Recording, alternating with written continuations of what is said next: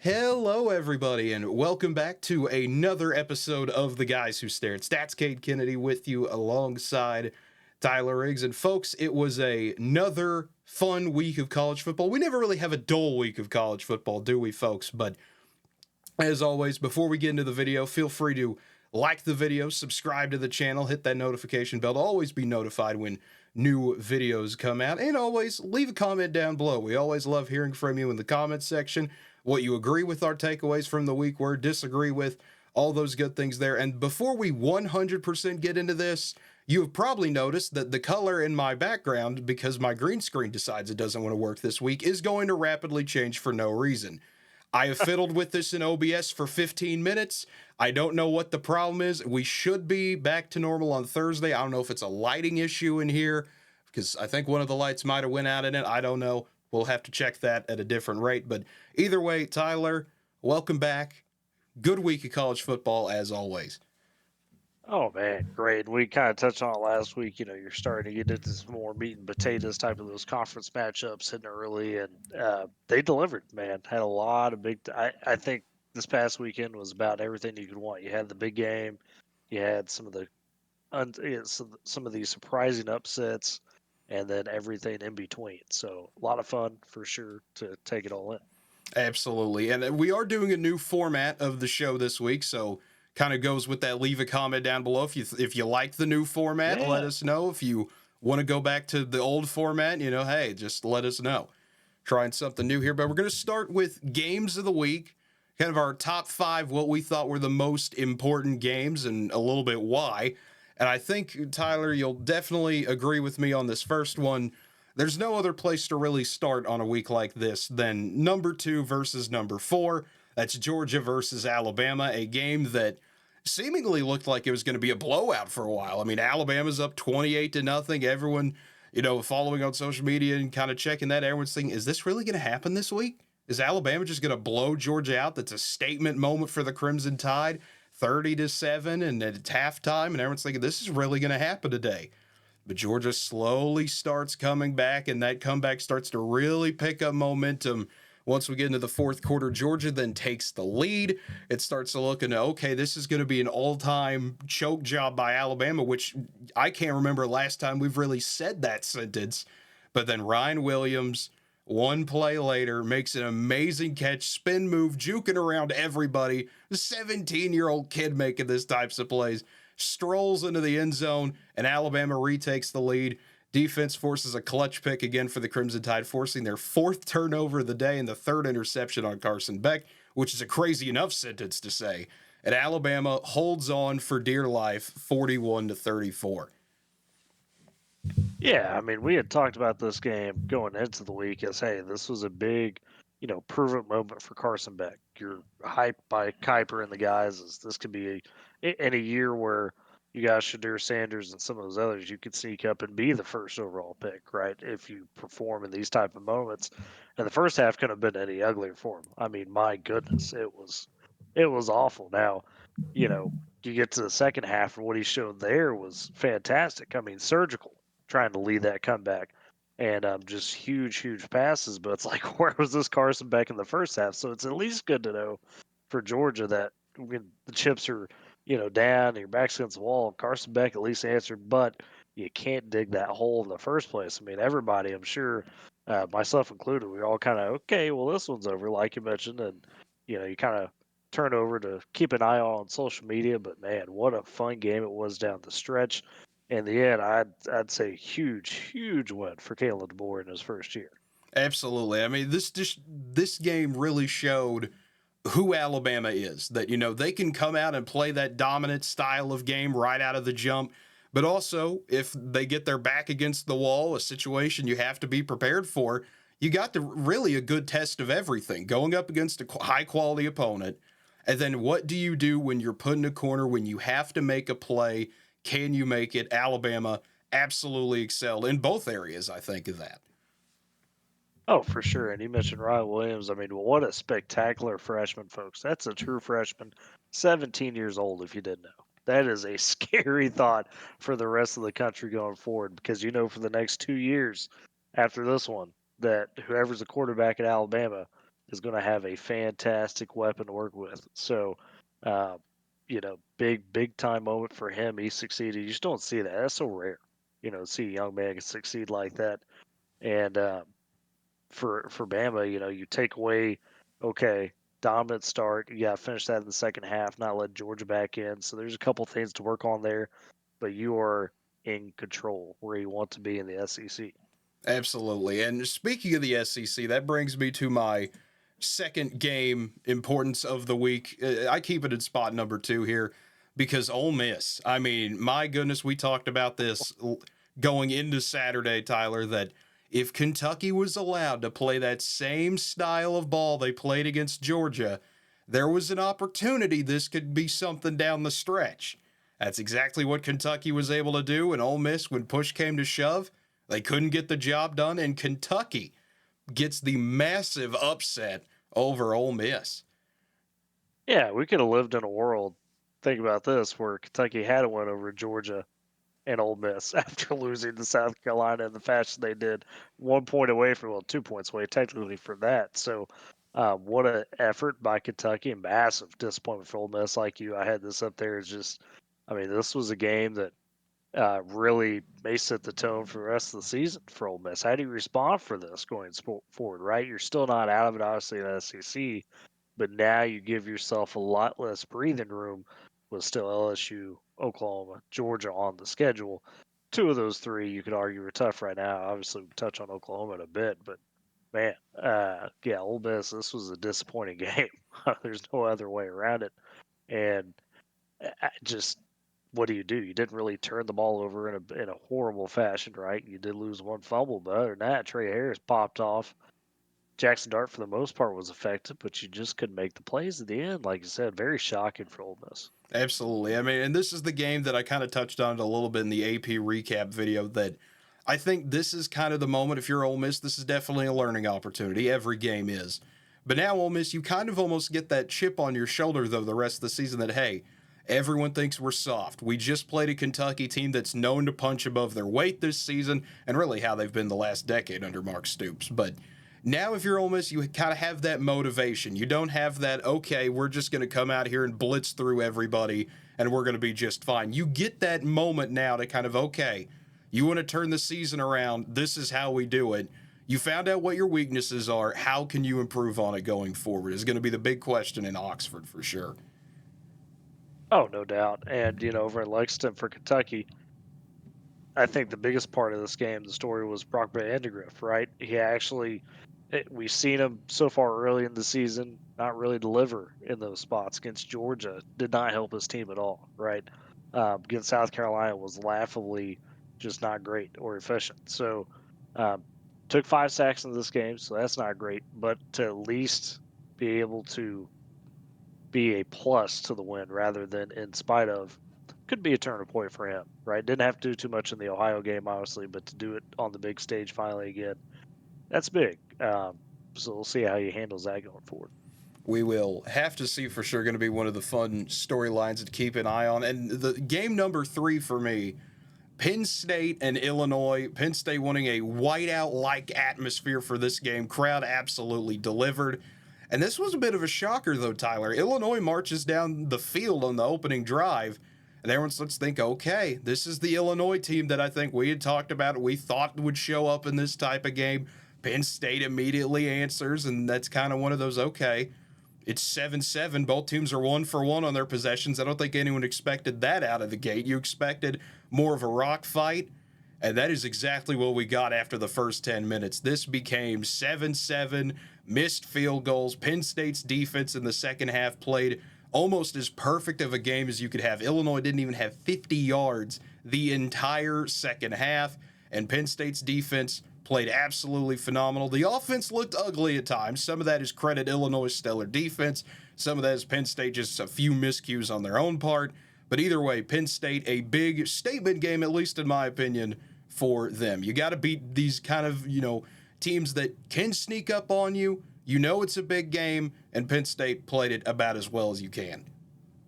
Yeah, I mean, what a great job to respond to the challenge, right? You immediately answer. after Illinois, like you mentioned, gets that score, and you just control the game from there. You did it with the ground, you did it with the defense. Your run game was really solid. Drew Aller obviously didn't necessarily pop off in this game, but he didn't lose you the game, and that's all you needed from him. And it, in the score sheet, does it look fantastic? 21-7. That's a little old school.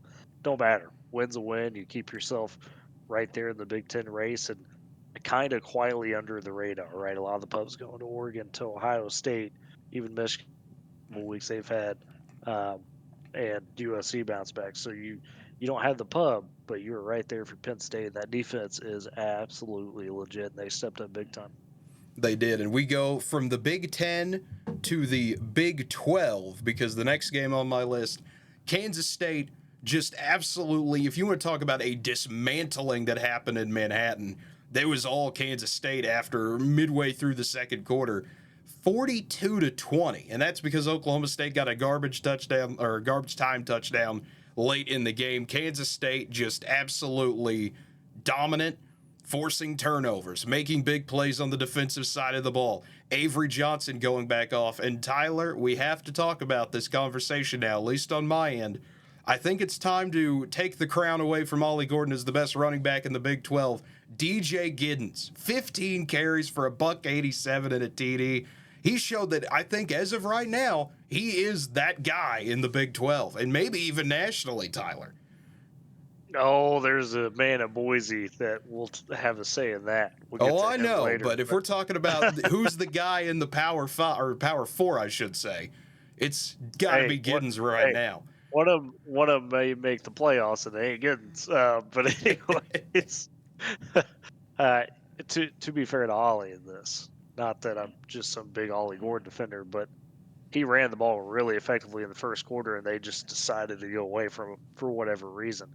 So I can't put that on Ollie. But DJ, I mean, what a statement. You mentioned just a huge, massive game. Of course, Avery Johnson plays good complementary football. Not perfect, but did about as well as you could hope in that moment for the young man. And just total domination by Kansas State. This is the team that preseason everybody was thinking, okay, if you're looking for somebody that could match some of the nastiness to go toe to toe with Utah, this might be the team. They finally showed that. It was reminiscent of their win against Arizona a couple weeks ago. So trying to prove, obviously, that, hey, the BYU game, that was just aberration. This is the team you're going to see. And, that leaks into a couple interesting road tests for them against Colorado and West Virginia over the next couple of games. They got the bye weeks. They got a chance to, not pat themselves too much on the back, but take what you did good from this game and continue to focus on that, and then make sure that you're shoring up any weaknesses going forward. Absolutely. And I just want to show this scoring summary chart here on the screen. I mean, it's 13-7 Oklahoma State midway through the second quarter, and then just 35 straight for K-State. I mean, you talk about a scoring run of all scoring runs. That's how you do it. Just take the game over. Big play, big play, big play. Just keep on pounding. That's the type of football Kansas State wants to play. That's the type of football they usually play. And when they get rolling, Manhattan's already a hard enough place to win at. When you get in moments like that, you just can't beat Kansas State at home. It doesn't really matter. Unless you're a truly elite of the elite, it's very difficult to do. It is. I mean, what an environment that is, when they're at their peak, probably arguably, I say, maybe the toughest in the Big 12. I mean, it's just that special when they're really bought in. And we got to talk about one more special place, though. You mentioned Kansas State's a hard place to win. Utah, typically a hard place to win, but Isaac Wilson, once again, back at quarterback in place of Cam Rising, and Arizona able to take advantage of it. The Arizona defense, I think, really the story of this game. Noah Fafita looking a lot more confident. And I think there's a good reason for that, though, Tyler. I mean, I was reading on this earlier today, and it was the new play caller and Matt Adkins for Arizona taking over from Dino Babers, who had been the play caller earlier in the season. Arizona, over the bye week, switches things up. I thought Noah Fafita looked a lot more confident. He looked like he did last year.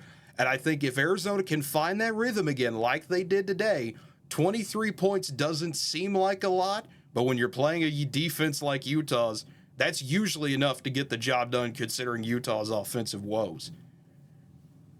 For sure. And, that you mentioned that defense, they did exactly what they needed to against, the young Isaac Wilson, made him look like a very average quarterback with not much experience. Something that, wasn't done the week before to him against Oklahoma State. So for Arizona to be able to do that, and then the offensive side, when you run for 6.5 yards a carry in any game, you better be winning and controlling the game. They did a great job with that. Fafita did look a lot more comfortable. Still, obviously not overall perfect game. Had some things he could work on going forward, but it's all positive right now for Arizona. Really good momentum you achieved with this win, and more importantly, you're right there in the mix for the Big 12 race right now. So it's obviously still very early, but you get yourself a leg up in a spot where people thought, you're probably not going to get this one. Absolutely. All right. I've given my top 5 of the week. Tyler, it's time to hear yours. Well, of course, we had Georgia, Bama, Kentucky, Ole Miss. We were in agreement on that. I got to back it up to Friday. How about that wild game, Miami, Virginia Tech? My goodness, what a spectacular contest! Cam Ward dazzled. And you say, well, hey, they should have let it be that close in the first place, folks. In years past, this is a game Miami loses, and probably by a touchdown or two in the end of it, they let it slip away. To be able to get it done against the Virginia Tech team that clearly came in with the mentality of, hey, we've got nothing to lose. They gave you the best shot they could. That's big. That's big for Miami to show, hey, we are that team in the ACC. We talked about that last week, Cade. It was an opportunity for them to do that, despite it being a bit hectic. Um, Definitely think they achieved that. Now, the big question is, what do you think of the Hail Mary wave off, if you will, of the Virginia Tech side? Touchdown or not, Cade? I want to hear your take here. Here's where I stand on this. And this is going to sound like the most fence-sitting opinion in the world, but I think the refs made the correct call that it was an incomplete pass. I think it was incomplete. No, when you have 3 different guys catching the ball, you have nobody catching the ball. That's where I feel about it. However, if you rule it on the field, it's a touchdown. I don't think you had the proper angle to show anything different. I think it should have ruled as stands and Virginia Tech wins the game based on what the refs said on the field. However, I don't think it should have ever been ruled a touchdown in the first place. I've seen some people argue for this is why we should have like an almost a no call where you just let the replay refs figure it out. But in a situation like that, I don't know if even the replay official, if it's just one guy or, even the ACC Command Center, you showed the shot of that on TV, and there's 3 guys in there, maybe a 4th, but are we going to let 4 guys in a box and, somewhere else determine the outcome of a game? I think you have to in that situation. I hate saying that because you should be able to let the players play it out, but when it comes down to that, I don't really think the refs had the best call in the world on it. You leave a lot of confusion. This was the same ref crew that did the Miami Duke. What in the world is a lateral? 12 people on the field. Also, a knee was down. They let all that stand for a Miami touchdown. I'm not saying there's any bias there. It's more than likely incompetence, if anything. But that's the wild world of ACC officiating for you.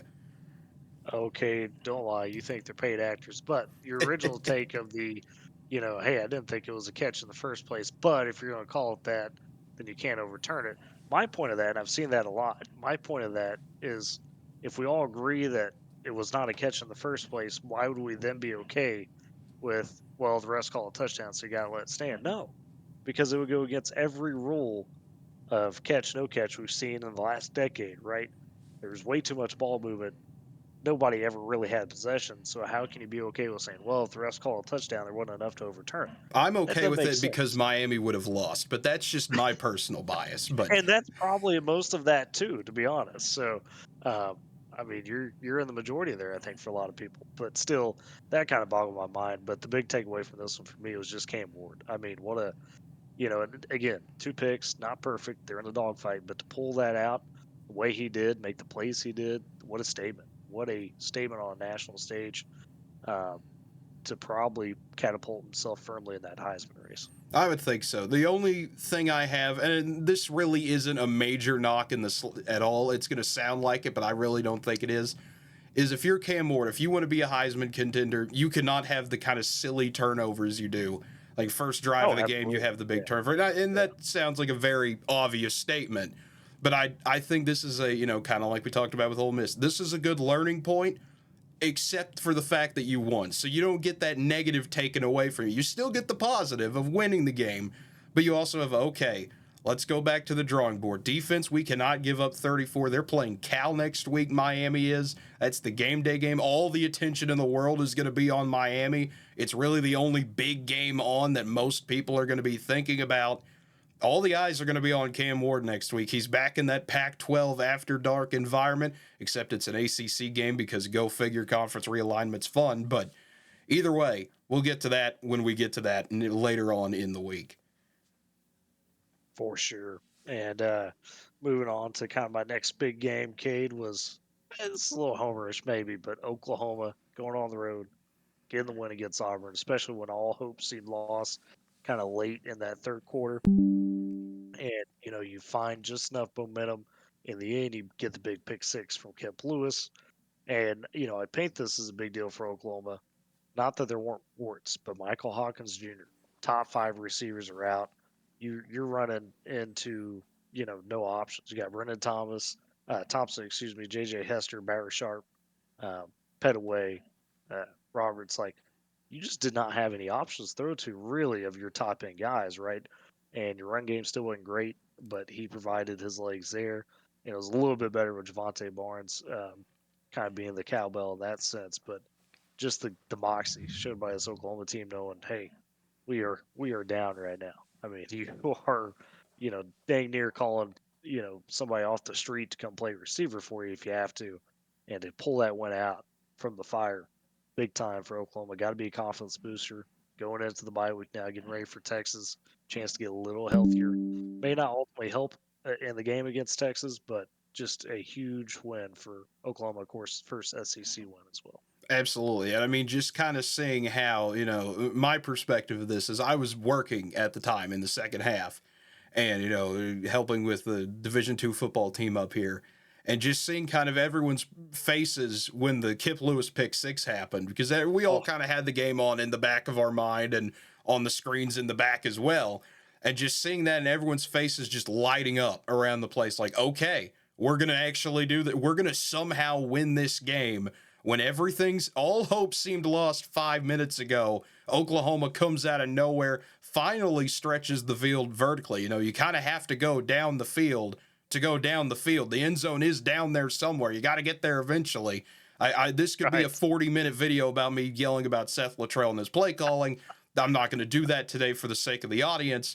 But either way, Oklahoma finally finding that spark, that moment, that big pass to J.J. Hester, that really felt like okay, if we can just get a stop here, and you get the stop of all stops in the form of a pick six, take the lead, go for two. Michael Hawkins helicoptering his way into the end zone again. And then R. Mason Thomas. I mean, it seems to be who Oh, else but R. Mason this year getting the big clutch. sacks and just Yeah. forcing the stand there. Oklahoma gets the ball back, field goal, hold on for dear life. Any win's a win in the SEC. And for Oklahoma to do that and kind of introduce the SEC to Sooner magic, if you will, absolutely I'm not going to say a fun game to watch because that was not fun for 3 quarters, but a positive result nonetheless going into the bye week for Oklahoma. Yeah. What a fantastic win for sure. So my final big game of the week was Wazoo Boise State. Washington State, Boise State. Say now why this one? Boise State handled it, but it's the way they handled it. Ashton Genty, we talked about Cam Ward kind of having that Heisman, type of moment in the win. Ashton Genty dominated this game, averaging 10 yards a carry, pretty much rumbling for 260 or 259 yards and 4 touchdowns. Cade, mind you, this man was held out of the second half of the Portland State game. Okay, or yeah, second half because they rolled. That was last week.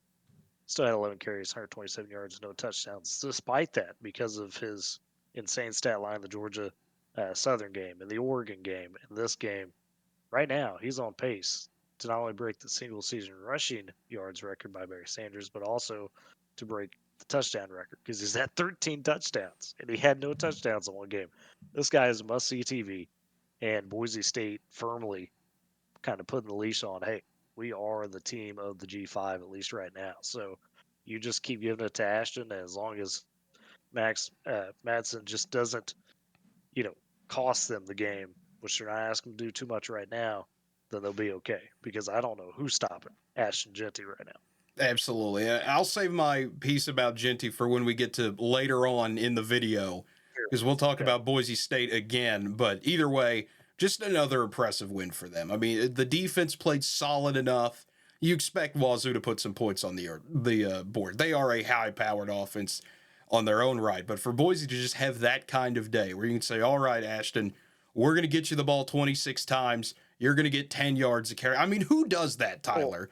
Who does that that's on a every football coach's field? dream right there. Yeah, the Yeah. guy who averages 26 carries for 259. That's 9.9 something yards a carry. I mean, we're having to get into the real digits here to really factor this one out. Just absolutely insane game once again.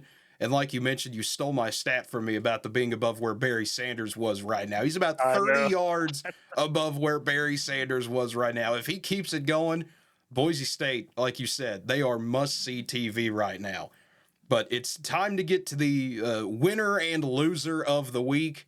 I'm going to start with biggest win of the week because this is a game that nobody saw, and I mean legitimately nobody saw this happen.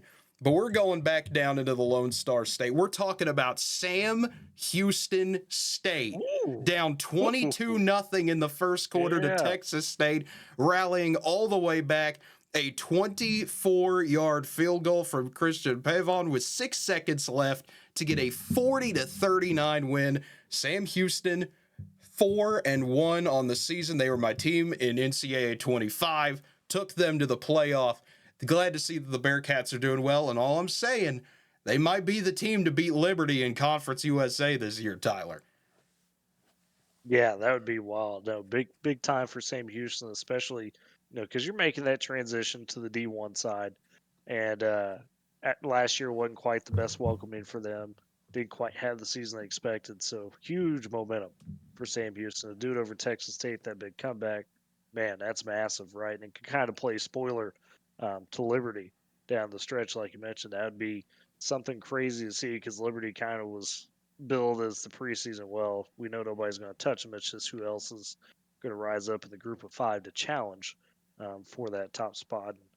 Yeah, Sam Houston, what moxie to be able to do that. Absolutely. So, Tyler, who is your winner of the week? I say that knowing darn well who I'm about to pull up on the screen, but tell me anyway. Yeah, so we go back to the game we already talked about because I think it was huge. Arizona getting that dub. That was, I just don't think anybody gave him a big shot, right? Especially with how Utah had looked the week before, and then you get dismantled if you were Arizona by Kansas State heading into this game. So you get those two big road tests. You lose one of them, but you come back with the win against Utah. Huge. And don't forget that game against Kansas State was weird in the sense that it was one of those that was not a technically conference game. It was a conference matchup, but they did not count it towards the standings. So for Arizona, you capitalize on the opportunity. You'd much rather take the loss against Kansas State than beat Utah. You're 1-0 in the conference. So you're among that gaggle of teams of BYU, Colorado, Tech, and Iowa State and West Virginia that are, at least for now, undefeated in the conference. And not only that, that's probably your toughest test of the season the rest of the way. Obviously, at BYU is not going to be easy for them. That's the next big one. But the rest of the way, your other huge game, I would say, is probably at home versus Colorado. So you're at home there. You do got to go to Central Florida. We'll see how Central Florida is by then. But for Arizona, just big. And we mentioned all the reasons, in our game of the week highlights of why everything worked for them. So if they keep that momentum going, Arizona may be able to take their turn as saying, well, hey, we could be the face of the new Big 12. Absolutely. And then for the loser of the week, I've got to stay in the Big 12. Poor UCF, man. Well, I don't say poor UCF. They brought this on themselves. But talk about all the hype going to UCF this week. You host Big Noon. You've got Colorado coming into town. You've got an opportunity to move to 4-0 with a big game on the national stage, and Colorado just tears them to shreds. 48-21. Colorado having big play after big play. And I mean, UCF, 4 different turnovers, KJ Jefferson, 2 picks and a fumble. RJ Harvey fumbles, which is something you really don't think of happening a whole lot. This was a UCF team that prided themselves on, okay, we can run the ball well. Our defense is a bend but don't break type of deal most of the time. If they can hold on for dear life, which is crazy saying UCF was a 12-point favorite coming into this game. Some places had it higher earlier in the week. But for UCF to put out this kind of performance, all I could say is, when you do something like this, you're going to end up on the loser board, at least for me. Yeah, and that's fair for all those reasons you mentioned. Really disappointed with KJ Jefferson. Like, you cannot let those Saints happen in a game like this if you want to be, a true contender. So that was tough to see. For me, I'm staying in the Big 12 too. It's got to be Oklahoma State. I mean, it's one thing to lose to Utah. You almost kind of pull it out of the fire in the end, but man, you just get dismantled against Kansas State, which we touched on. And the wheels are coming off. People are questioning, hey, why is Zane Flores not getting in the game? Because clearly the Bowman experiment at this point is lost. Like, how can you keep him in? Can't even give Zane Flores a sniff of a rep. And then on top of that, this line that was so vaunted preseason. Hey, they arguably are supposed to be one of the best, if not the best in the country.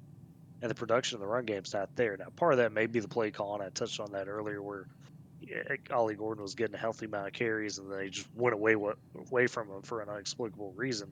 But still, even before that, it hasn't been effective. So, yeah, it's got to be Oklahoma State. The wheels are starting to come off. It's reminiscent of where they were after loss against South Alabama last year. So we'll see how they respond. The big deal for them is now you're going to need a lot of help to get back in the race for the Big 12 title game. Absolutely. I think the story here is, do you become the Oklahoma State of last year, or do you become the Oklahoma State of 2 years ago, where you suffer the big loss to TCU in double overtime, and then you see the wheels absolutely fall apart, and OSU goes from 5-0 pre that TCU game to finishing the year 7-5 in the regular season. So either OSU is possible here. We've just got to see what the Pokes do down the stretch. But that will take us away from winners and losers and into the power rankings segment. I'm going to bring up the AP poll here because the power rankings, at least on my side, top 5 teams in the country, I think the AP poll's got it correct for power rankings and top 5 in general. Alabama, Texas, Ohio State, Tennessee, and Georgia in that order. I agree with it all the way. Alabama, you knew they'd be number 1. Whoever won that Georgia-Bama game, I was going to put at number 1. Alabama showed that dominance in the first half. Got way too conservative in the second half for my liking. I'm more of a pedal to the metal type of guy. I get it. You respect your opponent and what Georgia can do.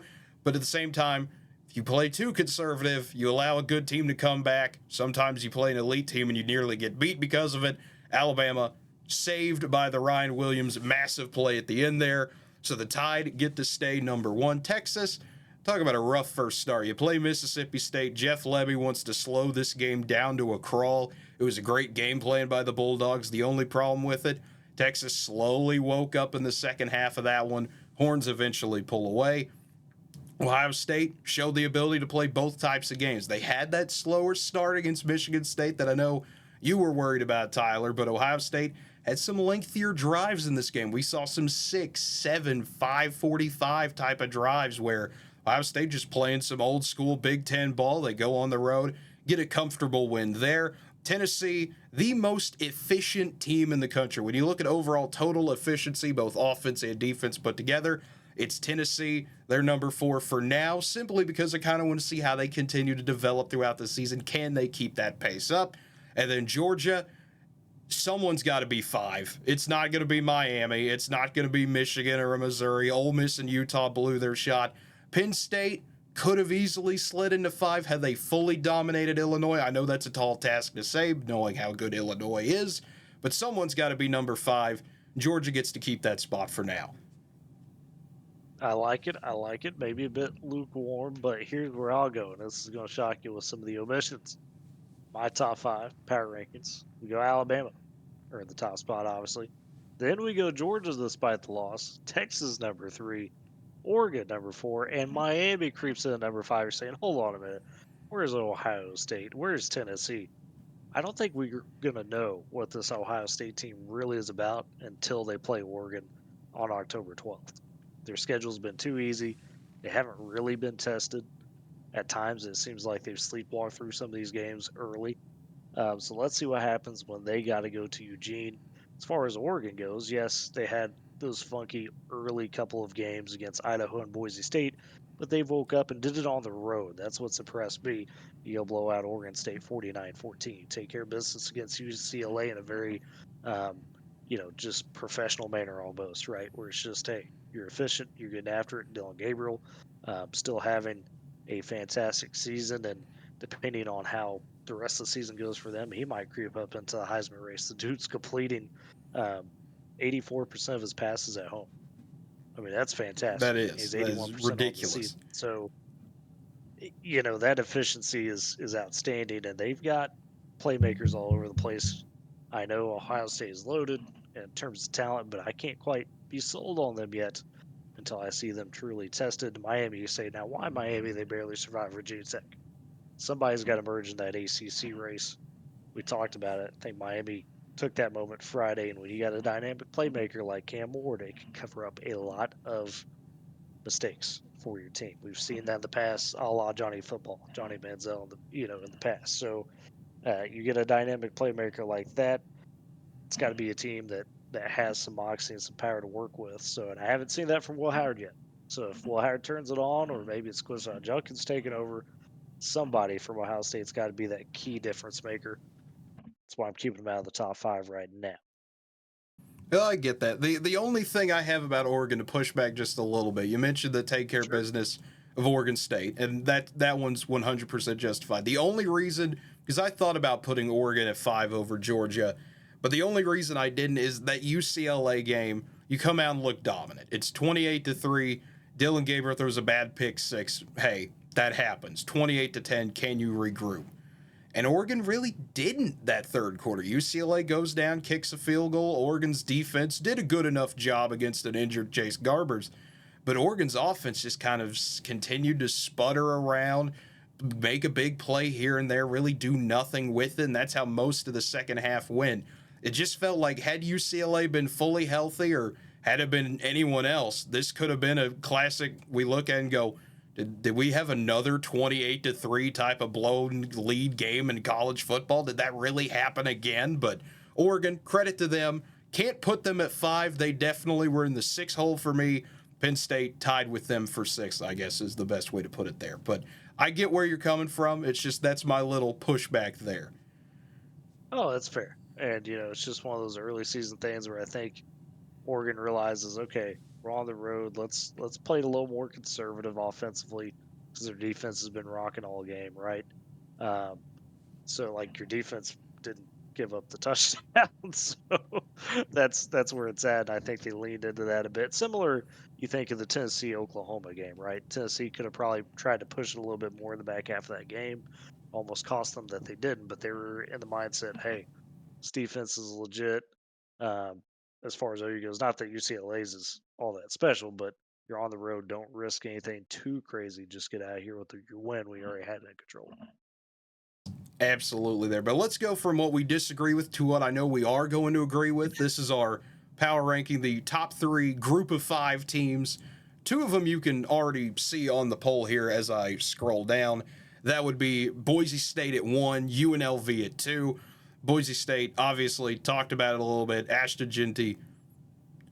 Do I really need to say more when it comes to Boise State? An explosive offense. Their only blemish is that 3-point loss against a really good Oregon team. You have a solid defense as well.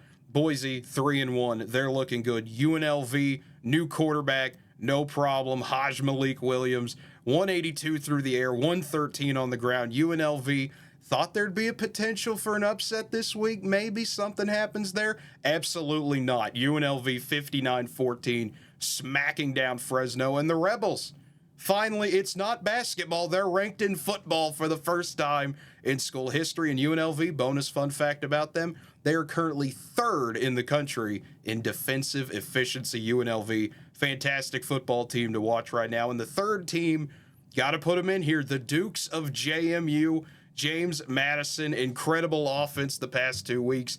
70 on North Carolina, 63 on Ball State.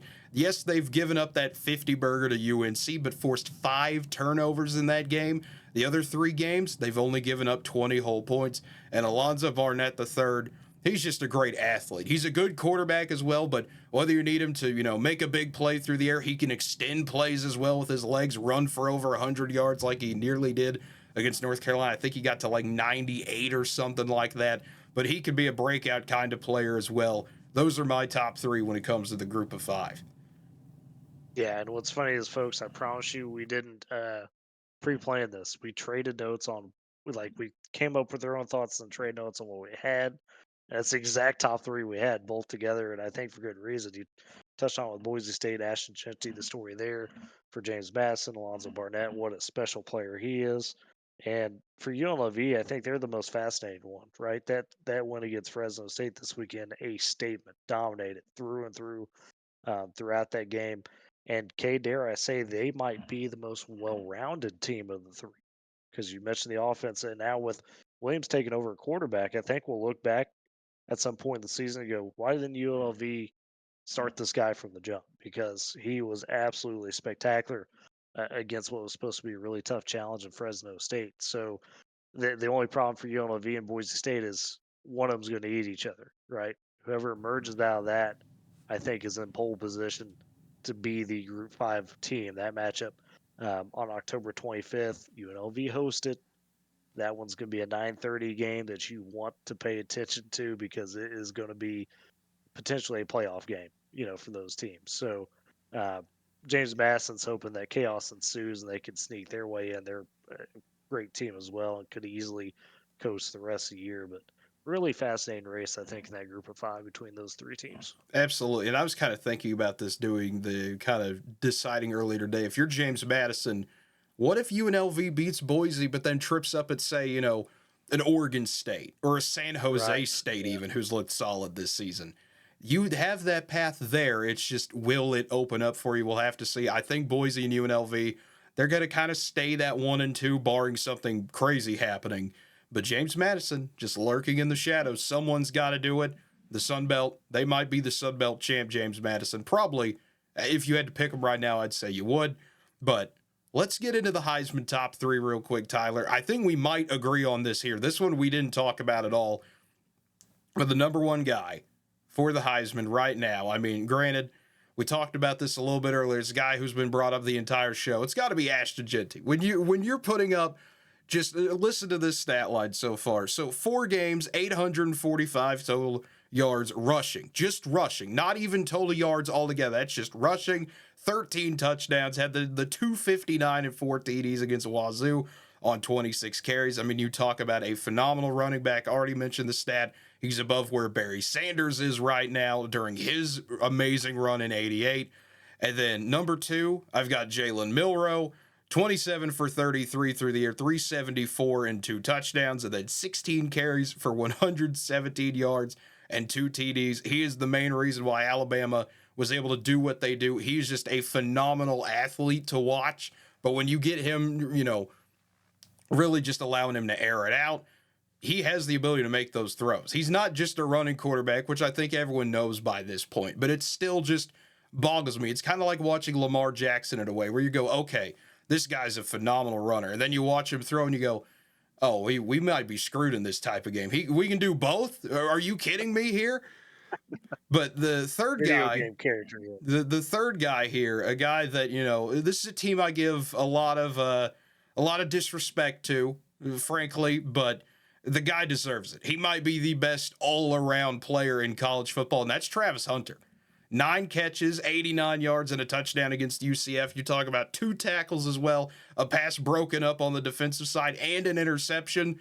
Hunter's just a football player. He's not, an athlete. He's not one of that. That is just, if you could make a football player, obviously you got to have the athleticism, but if you're talking about a guy with the IQ as well, who could really do anything he wanted to do out on the field, he could play quarterback, which is crazy considering where Shadur Sanders is. He could play running back, receiver.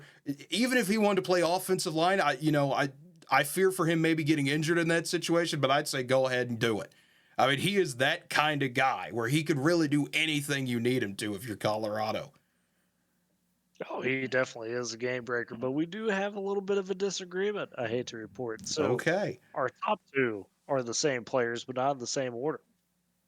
Take that back. Actually, your top two are not the same players. So, this is really interesting for me. I'm going with Jalen Milroe right now in pole position uh, for the Heisman. Obviously, we know it's primarily. It seems like we joke about it being a quarterback award, but quarterback usually a lot of times people think is the most important player. So a lot of the times, the best player on the best team is a quarterback, and they get the Heisman in a lot of cases. We mentioned, the historic start for Genty, and rightfully so. He's going to have to be record breaking to really truly have a shot at the Heisman. But when Milroe is completing 72% of his passes, 10 touchdowns, only one pick so far this season, and he's leading the team in rushing, or tied, I should say, with Jay Miller, but leading him in touchdowns with 8 more there. He's averaging 5 yards a carry. So when he's doing that against the competition, he's doing it against. I don't know who can dethrone him. Should he be able to keep that up? And number two, again, because quarterback driven Ward, it seems like I've got Cam Ward. I know you're saying, it's crazy, but uh, he's had a great start to the season, really has. And those two picks, like Friday night was his worst game, quote unquote, in terms of the turnovers, but he still put up some gaudy numbers. So that's him at his worst.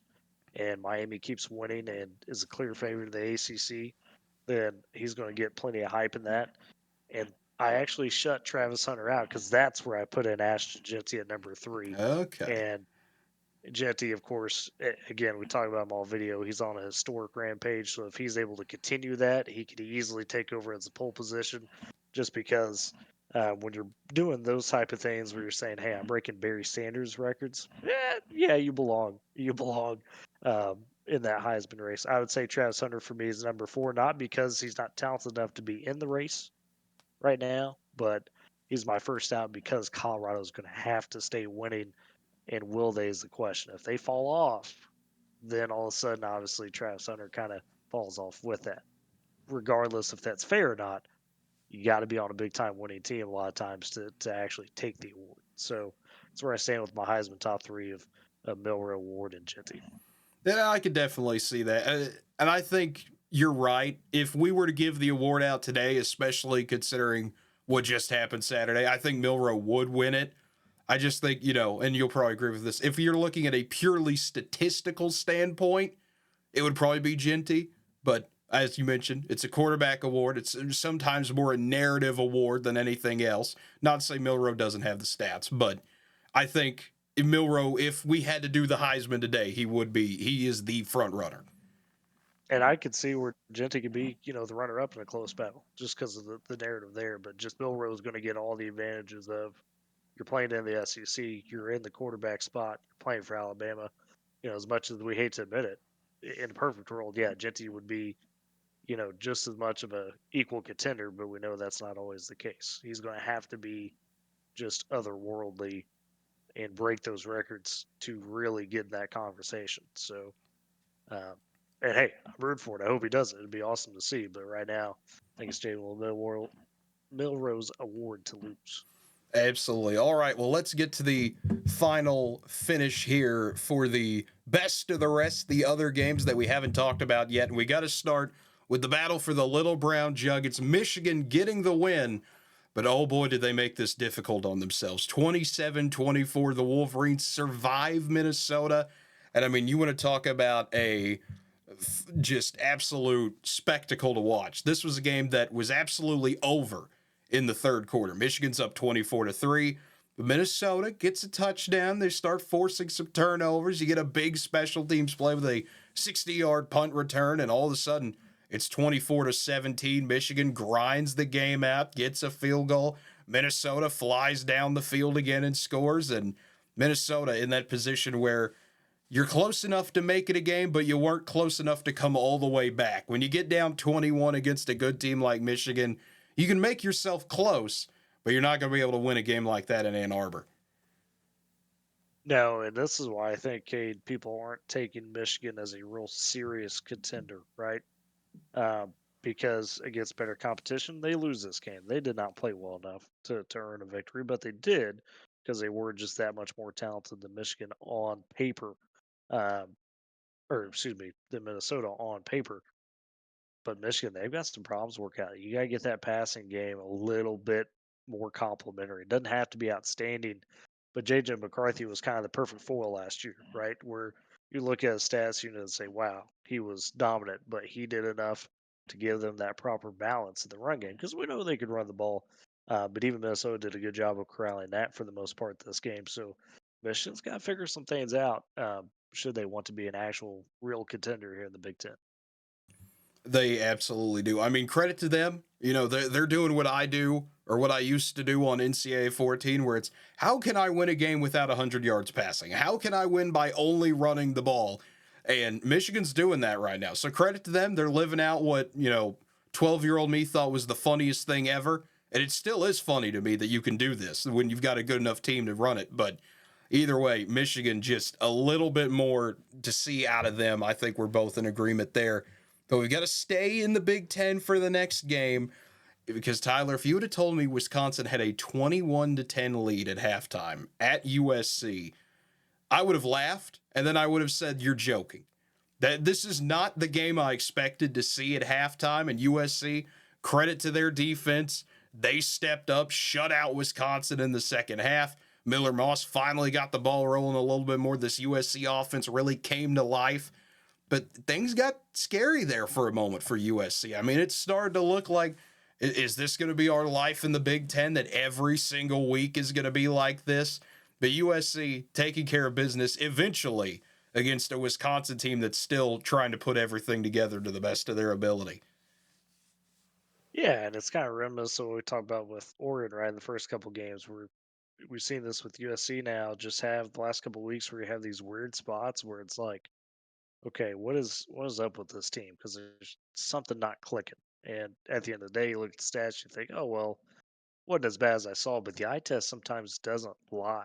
They're gonna have to find a way to just be a bit more consistent. To Jekyll and Hyde right now for the Trojans again if they want to try to get back in that race. You got opportunities versus Penn State against Notre Dame later in the season, obviously non-conference, but to at least try to put yourself maybe in an at-large spot, which is very much a thing. So, um, got some things to try to work on, and they turn around and get Minnesota this next week, who just gave Penn State a scare. So we'll see how that one goes.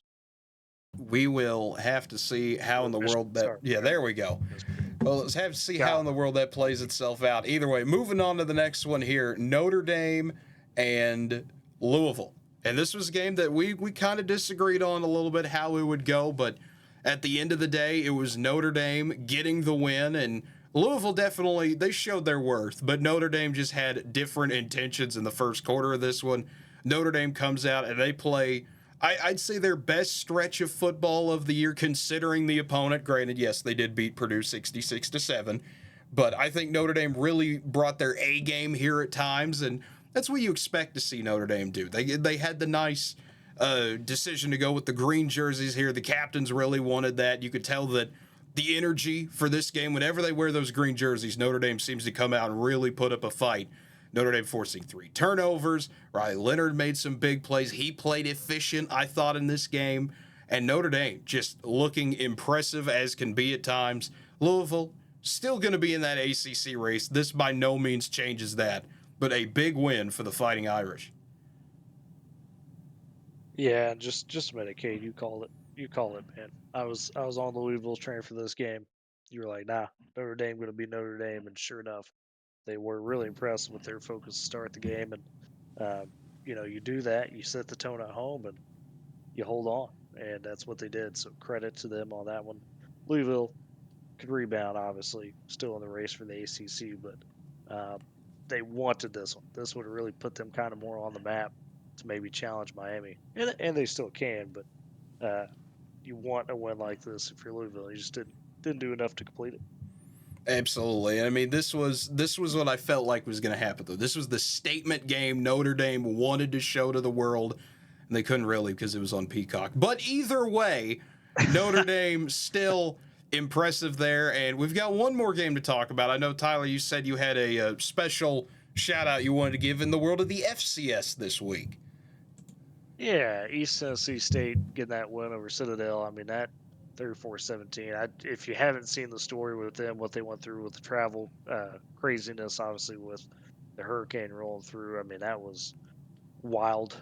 6 hour trip turned into 16 hours. They weren't sure if they were going to get to the game. Got delayed by 3 hours. Got a first year head coach and Trey Lamb that's trying to lead his guys through this, and they go get the win and basically kind of show up in that second half to pull away. So in a week where a lot of people unfortunately suffered and lost a lot, it's good to see that team rally, knowing that, hey, we're doing this not only for ourselves but for all the people back home, right? To go fight through it all and get it done. So shout out to them, and hopefully, of course, everybody that was affected uh, by all the hurricane mess, if you will, gets the proper help they need. And for those that didn't quite make it out, you just hope those families get the help they need to rebound, because that was tough to see for the week. Absolutely. I mean, and in times like this, sports can be the great unifier, if you will. It gives you something to really rally around. And for East Tennessee State to really go out there and play the way they did, just absolutely impressive. Hats off to the Buccaneers for that. But folks, that will wrap this one up for the week. Week 5 officially in the books. As we make our way to week 6, it will be a fun adventure as always. So feel free, well, like I said at the beginning of the video, feel free to like the video, subscribe to the channel, hit that notification bell to always be notified when new videos come out.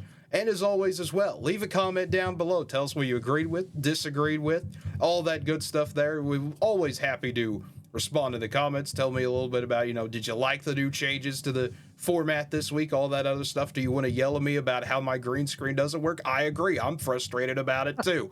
But folks, until next time, have a good one, everybody.